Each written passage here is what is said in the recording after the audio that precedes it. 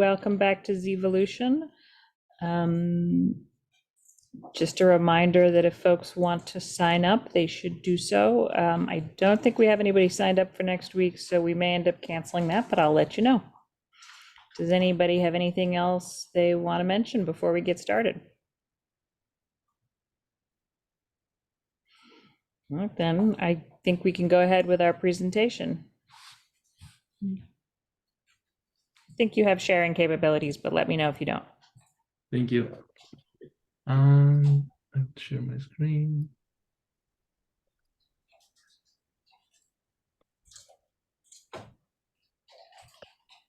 Okay. Yep. So can you see my screen? Yep.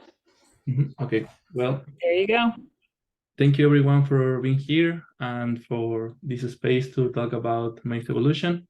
My name is Ivan Lopez. I am working as a PhD student with Jonathan Lynch at Penn State, and I'm going to present this project, which I title Root Evolution of during the maize domestication. So this project is in collaboration with Miguel Vallebueno and Kelly Swartz at the Gregor Mendel Institute and in Penn State. So to start, I want to emphasize that even though we know that very well the difference in the shoot between maize and teosinte, our understanding of the difference between the root system of teosinte and maize is not well understood yet. And the few things that we know is that, for example, teosinte root system, it has a less number of seminal roots. In this case, I represent them here as orange roots. And the variation goes from 0 to 2 seminal roots. And in modern maize, the variation goes from 2 to 8 seminal roots. Another difference in the root architecture from teosinte to maize is that teosinte has more nodal roots. In this case, I represent them as brown roots, while teosinte has less number of, modern maize has less number of nodal roots. And the last phenotype that is different between the root systems of teosinte and maize is the phenotype that's called MCS. This phenotype occurs in the anatomy of the roots, specifically in nodal roots, and in the other cortical cells, we can see how the MCS phenotype has a lignification. So, for example, in the maize site, we see how the thickness of the cell walls increases because we have this phenotype called MCS. And normally this phenotype, or it has been studied that having MCS improves the penetration of roots in hard soils, increasing the root depth and improving plant performance under compacted conditions. So, and going back to the origin of Mesoamerican agriculture, in the 60s, Richard McNish and Paul Mandergorf developed these expeditions to caves in Mexico, in which they discover multiple specimens of maize.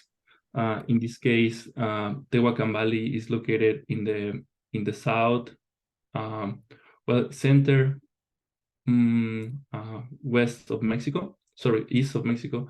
So the point here is that during this expedition, during the 60s, they found thousands of ancient specimens, and these specimens are now in the collection of ancient maize at INA in Mexico. And in collaboration with Aurora Montúfar, we are able to study these specimens and evaluate their characteristics. So a new expedition was developed recently in 2016 by Miguel Vallebueno and collaborators, and they found more specimens of ancient maize from 5,000 years ago. And when they compare the ancient DNA with DNA from teosinte and maize, they found that these 5,000-year-old specimens were in the middle, or they were semi-domesticated. That was the conclusion they give in this study. However, we don't know what were, one of these specimens, as you can see here, the SM3, is a root system. So the question that we ask is, okay, if the ancient DNA suggests that these specimens were kind of in the process of domestication or semi-domesticated, so what was the root phenotype in these specimens? So to phenotype these specimens, we use laser ablation tomography for the anatomy, and we did this 3D reconstruction. And the first thing that we observed, and it was very surprising, is that the structure of the tissue was intact, right? These are 5,000-year-old samples. So the fact that we found the anatomy was surprising by itself. But also we found that the MCS phenotype was present. If you see the panel on the right, we can see this increase in thickness of the other cortical cells, meaning that 5,000 years ago, this phenotype, MCS, that is only present in modern maize, was already present 5,000 years ago. On the other hand, we were trying to understand the other root traits, such as the seminal root number. And seminal root number was difficult because, for example, when you go to the field and dig some plants, you will realize that the scutellar node, that is the structure from which the seminal roots develop, is very delicate. So most of the ancient specimens that we study, they didn't have the scutellar node, and therefore we could not determine the number of seminal roots. However, we were lucky enough to find one specimen from the collection at INA that they had the scutellar node intact. And in this case, we can see in the panel B, for example, how this scutellar node is still there. It is almost broken. And then we can see the connection with the nodal roots, node number 1, node number 2.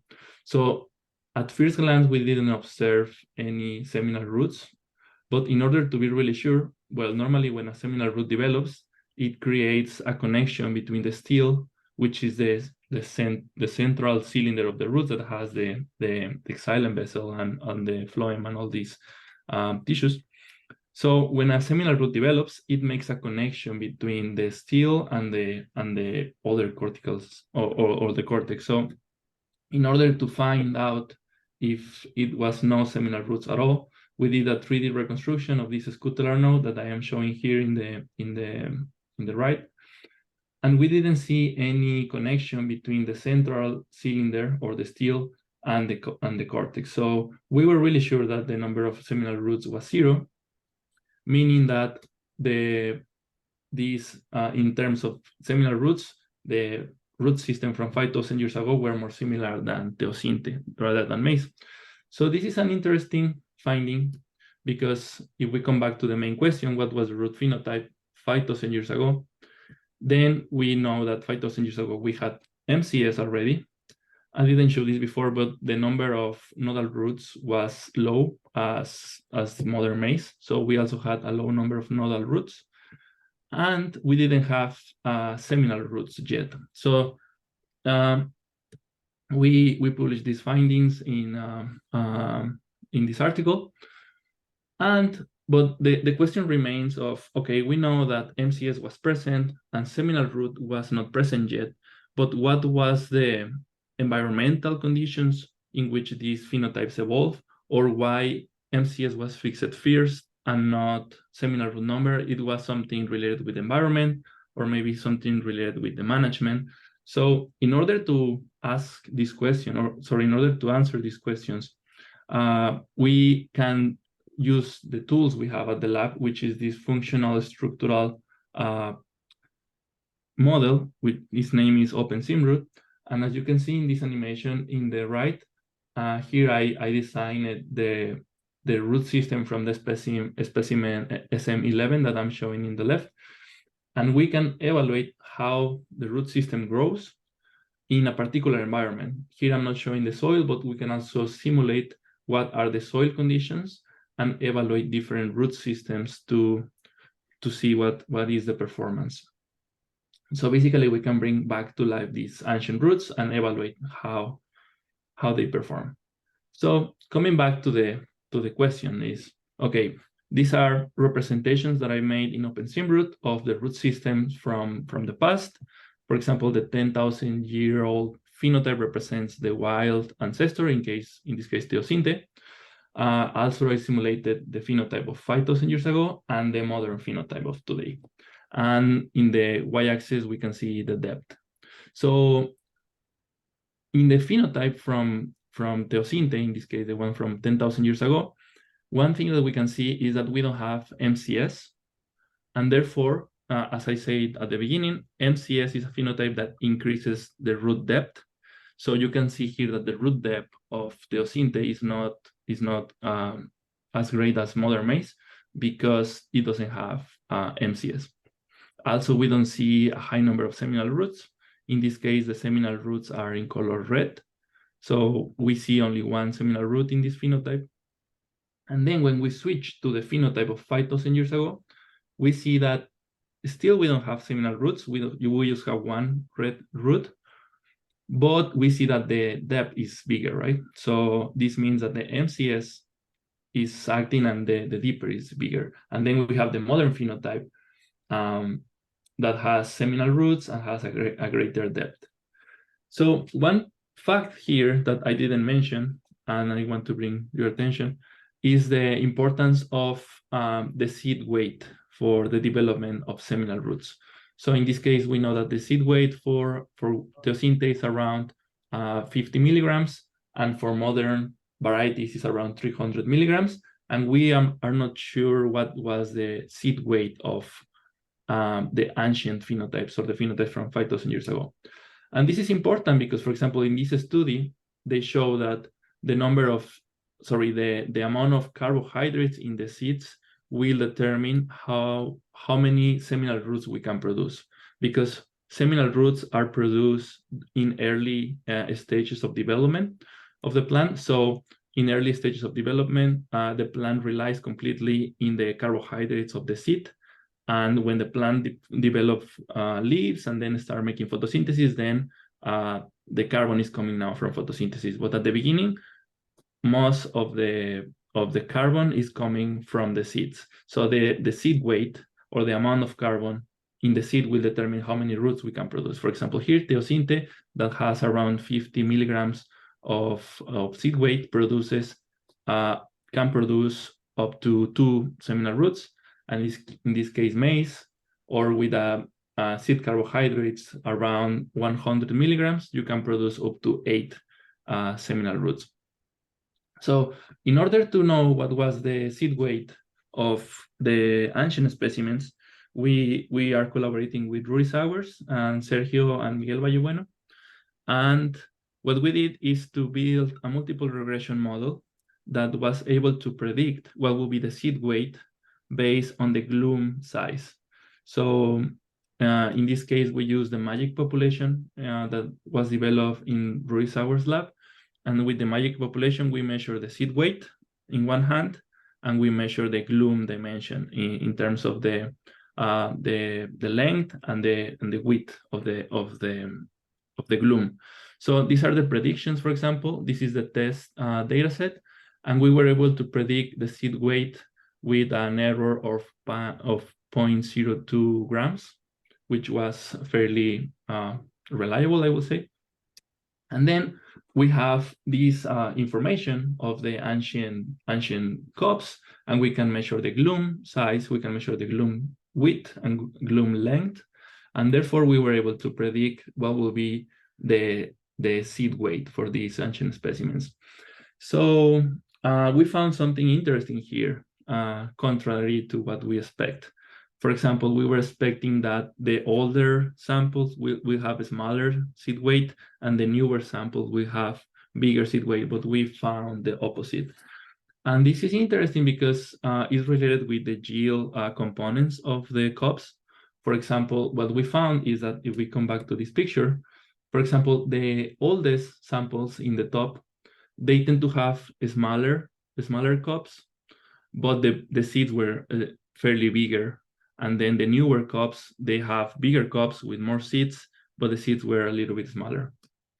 But when we compare, for example, the groups, let's say 6,000-year-old samples, 4,000 and 2,000, or 1,000, we found that they were not significant differences between the groups, even though, yes, the older samples tend to have bigger seed weight.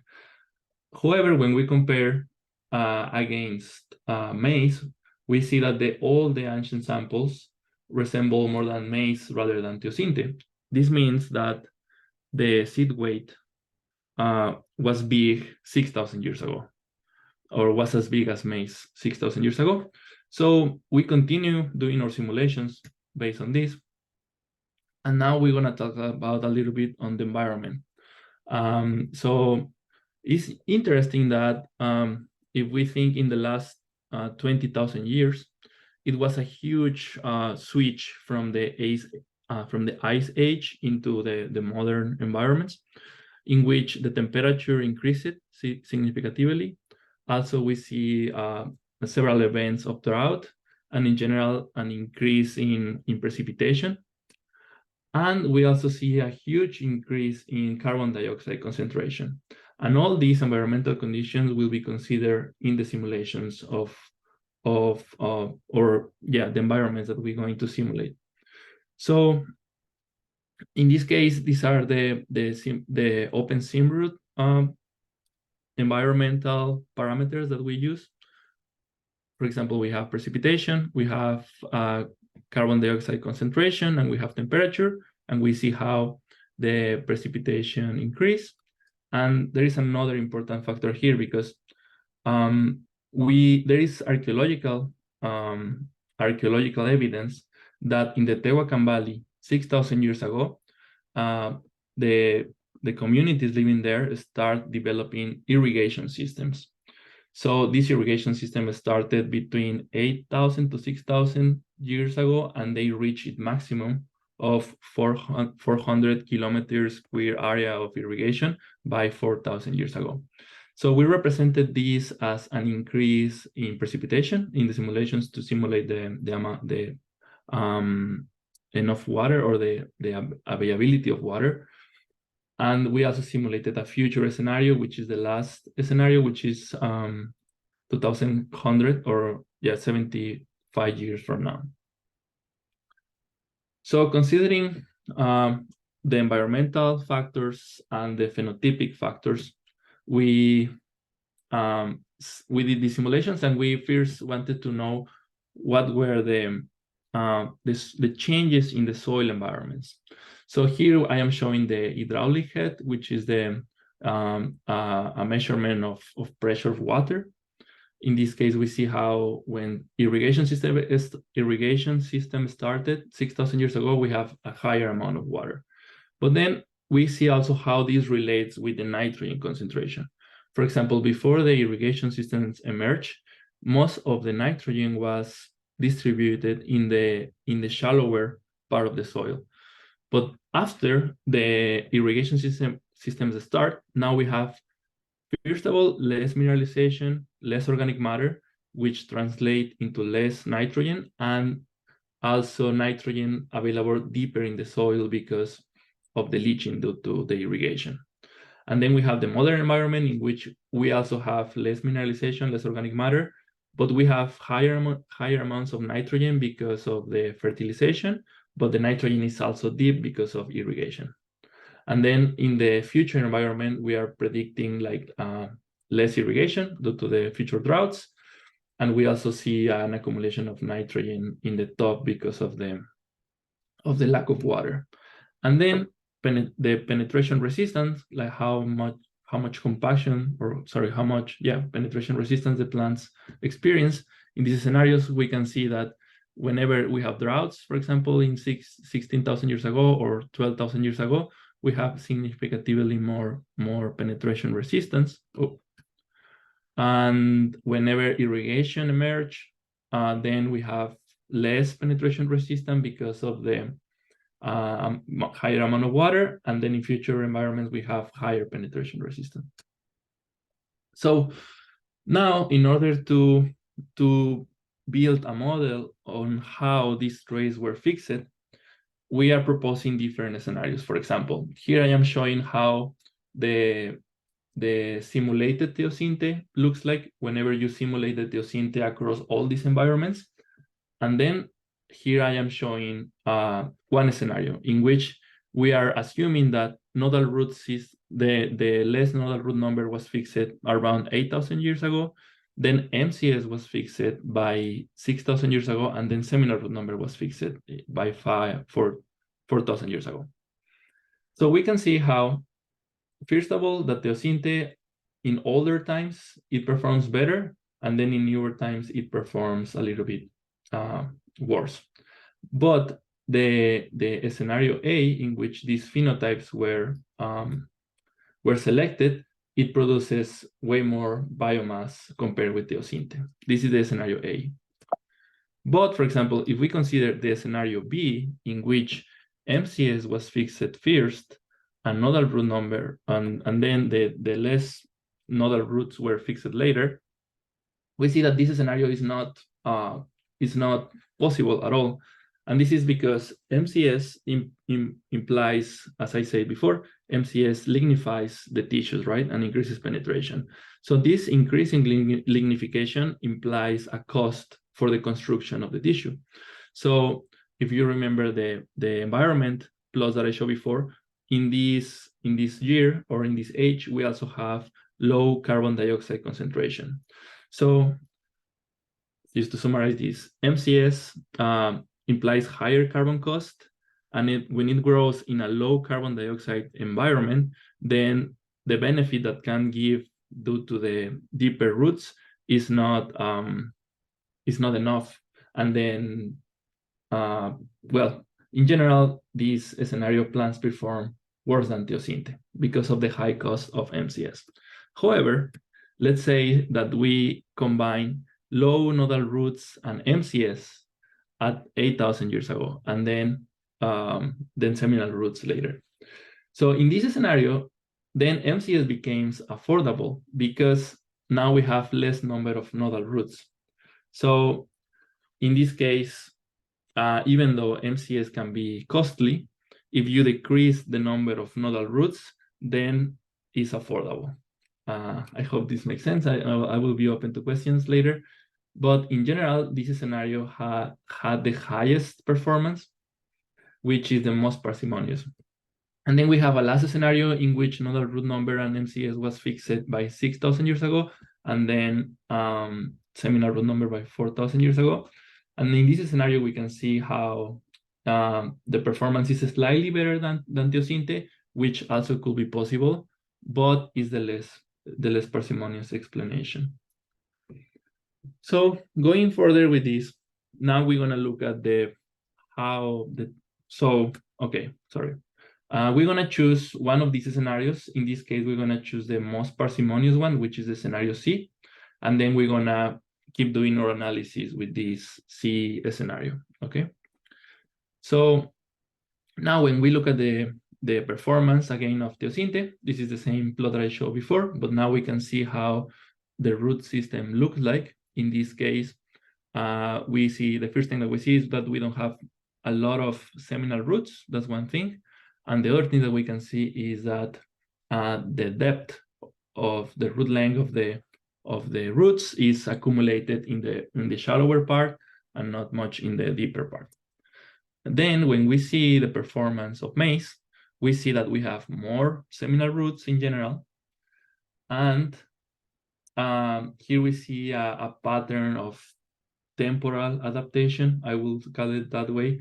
For example, here we can see that if we look at the shoot biomass in the right panel, and the right and the bottom, we see that Teosinte is performing better in older times, and the root system of maize is not that great in older times. But from 8,000 to 4,000 years, there is a transition in which the root system of maize is more efficient than the root system of Teosinte. And this is related to the changes in the environment due to the irrigation, due to the loss of nitrogen, and due to the higher concentrations of carbon dioxide. And then finally, I am showing here the model that we propose of how roots evolve in this scenario, in which I'm going to highlight this transition that happened in this red box, in which we can see how It's not that clear in 8,000, but we have a decrease in nodal root number. The blue roots, we have a decrease in nodal root number. Then in 6,000, we have an increase in depth. And then in 4,000, we have the presence of seminal roots. And this switch in the root system is what gives the higher performance under the modern environments. And then if we dissect what will be the effect of the environment by itself, for example, we are simulating the environment, which is a combination of precipitation, carbon dioxide, temperature, and nitrate. But if we simulate each variables independently to see what will be the effect of each one, and then try to say what will be the variable that is more important.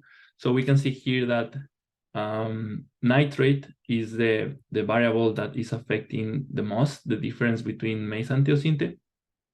And for example, carbon dioxide, generally, when carbon dioxide increase, we increase the performance of both. And with precipitation, we remain the same.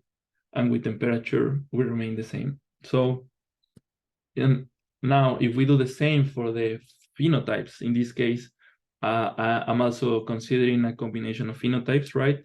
We are combining MCS, seminal root number, and nodal root number, but we can also simulate them independently. So when we simulate the phenotypes independently, we see that MCS is in general a limiting factor in older environments. For example, if we see the combination between MCS and seminal roots and MCS and nodal roots, we see that like all the combinations that have MCS develop poorly in older environments compared with modern environments. And in the other hand, the seminal root number performs better, or is the factor that improves the performance in a higher amount. So with this, I want to give the conclusions. We found that nodal root number and MCS were selected around 8,000 years before present. Kernel weight was similar to the modern maize around 6,000 years ago, and increased seminal root number was selected around 4,000 years ago. And also we found that nitrogen ability switched from shallow to deeper soil depth due to the advent of irrigation. Also, early Holocene environments might have been involved in the selection of modern maize phenotypes, such as MCS. And maize phenotype switch from shallow to deeper in the root length, matching with the nitrogen availability. And the seminal root number and nitrogen were the most important factors that contribute to adaptation of the roots in this transition from teosinte to maize. And with that, I want to finish the presentation, and I will be happy to take questions.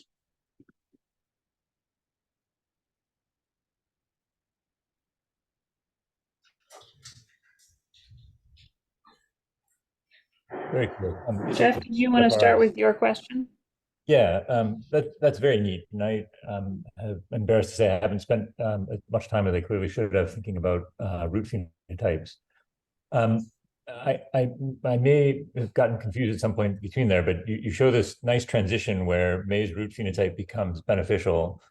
And it seemed like it wasn't just due to changes in irrigation, right? It's also other changes in the environment. Yes. So I guess I have two questions. The first is, if it was other environmental changes, why wouldn't selection have changed root phenotype in teosinte? That's a good question. I will say that we can divide the environment into agricultural or cultivation situation and normal situation, right? Or wild or native conditions. So I will say that in the cultivation scenarios, in addition to the differences in carbon dioxide, temperature, or other environmental conditions, we have artificial management of water, right? We have higher irrigation, and we have the irrigation then produces low nitrogen availability or soil degradation in general. So I will say that the populations of teosinte and maize, they were grown in different locations. For example, the the populations of maize. They were growing in cultivation conditions, so they were strongly affected by the cultivation environment, right? Which is the low nitrogen conditions. But also I will say that there was a pressure of selection of high performance plants in the cultivation populations. And therefore maybe teosinte was not subjected to those conditions, even though it was living in the same environment. It was not subjected to higher performance selection, and therefore it didn't develop MCS, for example, or higher number of seminal roots. This is a good question. I think I don't know, Jeffrey, if I understand properly your question or if I answer it. Well, I think I agree. I like the argument that the environment, a cultivated environment, is different from a natural environment. But how often are traditional sort of subsistence farmers actually irrigating? My maybe limited understanding is that it's almost all rain-fed agriculture. Yeah, that's a good point. I mean, at least from the evidence that the archaeologists give us in this article, which is very interesting, I mean, we can see how the transition happened in terms of how much were the people dependent on agriculture. For example, we can see that in 10,000 years ago, the percentage of the diet coming from agriculture was very low. And then the percentage of diet coming from agriculture started increasing with time, and this matched with the irrigation system. So in this case, irrigation system started around 6,000 years, and then the diet coming from agriculture also started increasing.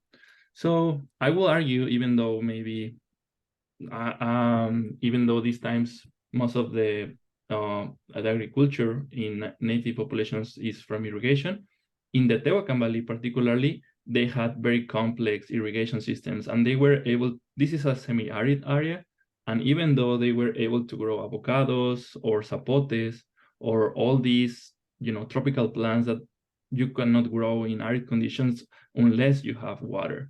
So at least for these communities, I think we are really sure that they used to have a lot of water. And yeah, it's true around the irrigation in Tehuacan. Yeah, I'm still, I guess, unsure about why teosinte root phenotypes haven't changed. But that's a good point about irrigation. Thanks. Thank you, Jeffrey. Maybe I can jump in there, because Parviglomis do not live in Tehuacan Valley, right? So Parviglomis will live in a completely different environment in lowlands. Meanwhile, Tehuacan Valley is in the highlands. So that's why I would think you should not expect that the environment will be selecting at the same level in both populations, at least compared to the Tehuacan population. I don't know what you think. But is there Mexicana nearby Tehuacan?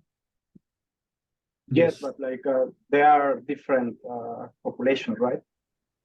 But they don't show MCS either, right? No, Mexicana, I don't know.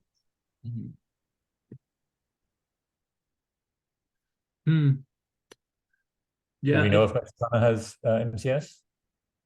No, it does. Well, at least the reports that we have until now, they haven't found MCS in Mexicana, but we also need to make a wider analysis, because the population that we're studying that article were just like a few of them. So it will be worth it to have a wider exploration of the roots of teosinte in general.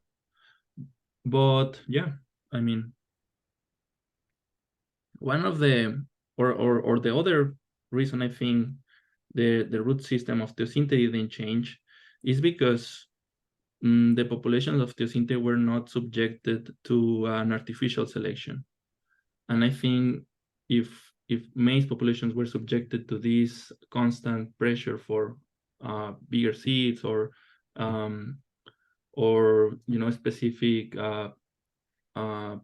characteristics of the crops, then because then the root traits were not selected, because these root traits are not essential for the plants. Like, the plants can live without them, but when you have these phenotypes, then the plants are more efficient, and then you can produce higher biomass. So maybe that's I don't know if this is this needs more research, of course, but I think the fact that the maize populations were subjected to this constant pressure or artificial selection, sorry, then the root system just changed and the theosynthesis didn't. But yeah, definitely. Yeah, I think the archaeological evidence suggests that in general selection during domestication was on par or weaker than selection in natural populations. So I'm unsure. I mean, there's strong selection in teosinte populations to produce more seeds, and in teosinte, biomass generally correlates pretty well with seed production. So I would be surprised if there wasn't selection. If there was a root phenotype that increased fitness, I think selection would be pretty efficient in teosinte populations. But Miguel's point that Parviglumis doesn't occur in Tehuacan, and so we're comparing to modern Parviglumis is probably a good one.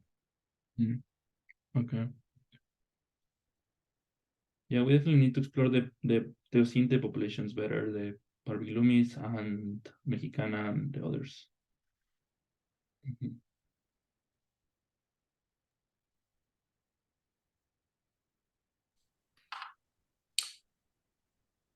Yvonne, can I mention something here in Yes. response to Jeff's question? That's interesting question, Jeff. And I want to point out that, the modeling tools that we use were designed to test our hypothesis, and they cannot include all factors. So, for example, in a monoculture of a landrace or domesticated maize, we're assuming that plants have similar phenotypes on all sides, and we take that competition into account in our model. But in a case of teosinte, a wild plant, it could be growing in competition with trees or some totally different type of organism, and that's not taken into account in our model. Likewise, there could be biotic stresses that are affecting wild plants that are not affecting cultivated plants.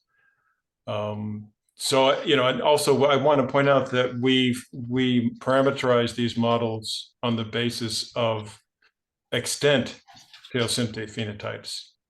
In other words, we didn't go back and try to find 10,000-year-old teosinte phenotypes. It could be that they have changed.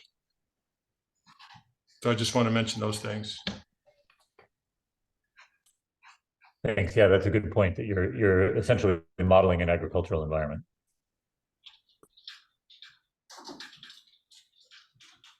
Yes.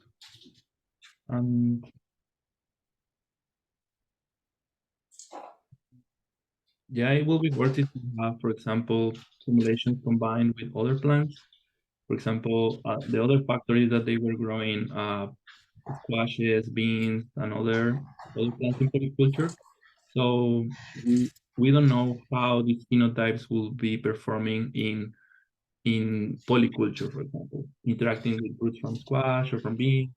And we know that bean fixes nitrogen, so it will not have like a higher input of nitrogen too with bean root systems present. So yeah, there is definitely a lot of paths to study this, and the benefit that we have the open SimRoot is that we can simulate the environments that we whether we think are pertinent, and then we can test different hypotheses. So it would be nice if someone went to collaborate on this project. It would be cool to receive them. Do we have any more questions? If not, thanks, Ivan, so much for presenting. I think that we are going to twist some arms and get somebody to present next week. So I will let folks know in the Zvolution Slack, but should expect to see everyone back here next week at the same time. Thank you. Thanks, folks. Thanks. Have a good week.